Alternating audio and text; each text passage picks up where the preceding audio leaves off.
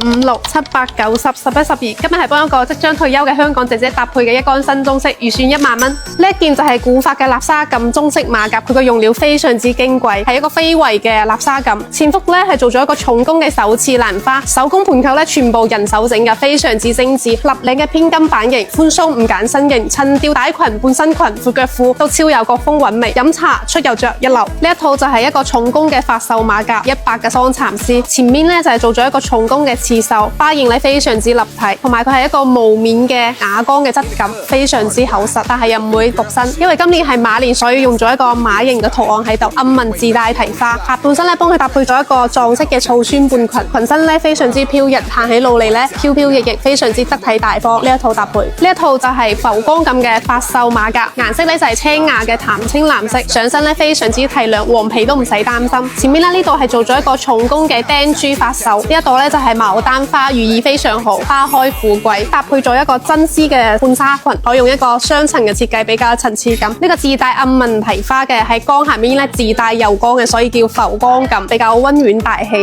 呢一套都係一個浮光感嘅發繡馬甲，偏紫色調嘅，睇起身咧非常之高級雅致。呢個前胸咧係做咗一個重工嘅牡丹花設計，寓意錦上添花。面料咧係一個古紋嘅微綠提花感，寓意咧福祿雙全。呢一套低飽和度嘅紫調，非常之氣質顯貴。呢一套係一個中長款嘅新中式馬甲，薑黃色嘅底色搭配藍色提花，自帶肌理感，凹凸有層次。100嘅真絲，輕薄又透氣，夏天着完全唔怕熱。天絲嘅隨感褲搭配起身非常之鬆弛，褲腳咧自帶飄逸感。腰身咧呢度係做咗一個大 A 擺嘅，非常之包容我哋嘅胯部同埋我哋嘅肚腩。呢一套日常出街逛園林都非常適合。仲有就係我身上呢一套青之玉露嘅新中式馬甲，做咗一個雙層嘅歐根紗，非常之輕薄又透氣。重工嘅刺繡咧自帶層次感，寬鬆嘅版型，非常之包容我哋胯部肚腩，搭配咗一條同色系嘅草酸半裙，魚尾擺嘅走起路起身嘅話，又有女人味，又自帶飄逸感。小妹們睇下今日試嘅呢幾套，你哋更加中意邊一套？